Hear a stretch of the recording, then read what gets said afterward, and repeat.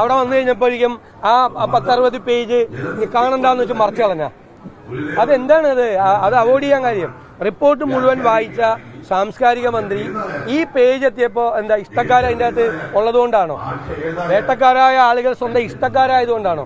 സർക്കാരിന് വേണ്ടപ്പെട്ടവരായതുകൊണ്ടാണ് ആ പേജ് വായിക്കാതെ പോയത്. സർക്കാർ സമർപ്പിച്ച റിപ്പോർട്ട് വായിച്ചിട്ടില്ല എന്ന് പറയാൻ അയാൾക്ക് നാണമാവില്ല.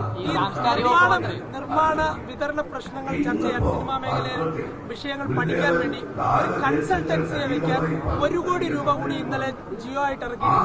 അതാണല്ലോ അവിടെ നടക്കുന്ന ഈ ചൂഷണം അവസാനിപ്പിക്കാനുള്ള നടപടിയില്ല. ഈ റിപ്പോർട്ടിന്റെ പുറത്ത് സിനിമാ കോൺക്ലേവ് നടത്തുമെന്ന് പറയുന്ന ഈ മന്ത്രിയെ, ഈ സാംസ്കാരിക മന്ത്രിയെ കേരളം വിലയിരുത്തട്ടെ. ഇത് കേസെടുക്കാതെ പറ്റില്ല. കേസെടുക്കണം, അന്വേഷിച്ചേ പറ്റുള്ളൂ. ഞാൻ അങ്ങനെയുള്ള ആരോപണങ്ങള്, പ്ലെയിൻ ആയിട്ടുള്ള ആരോപണങ്ങളൊന്നും ഉന്നയിക്കുന്നില്ല. പക്ഷെ നമുക്കതിന്റെ വിശദാംശങ്ങൾ അറിയില്ല. ഇത് ഏത് വ്യക്തിയാണ്, ആരാണ് എന്നുള്ളത് നമുക്ക് ഇറലവന്റ് ആണ്, അപ്രസക്തമാണ്. പക്ഷേ കുറെ വ്യക്തികൾ ഈ ചൂഷണം നടത്തിയിട്ടുണ്ട്. പാവപ്പെട്ട ഒരുപാട് സ്ത്രീകൾ അതിന്റെ ഇരകളായിട്ടുണ്ട്.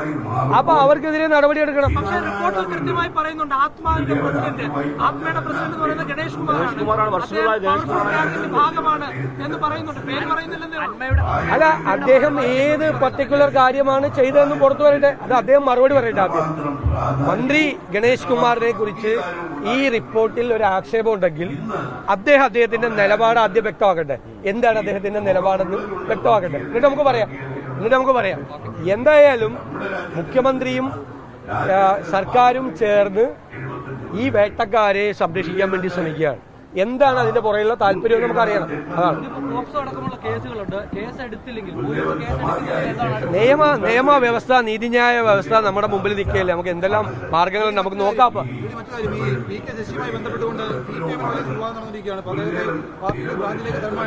അത് അവരുടെ പാർട്ടിയുടെ ആഭ്യന്തര കാര്യമല്ലേ.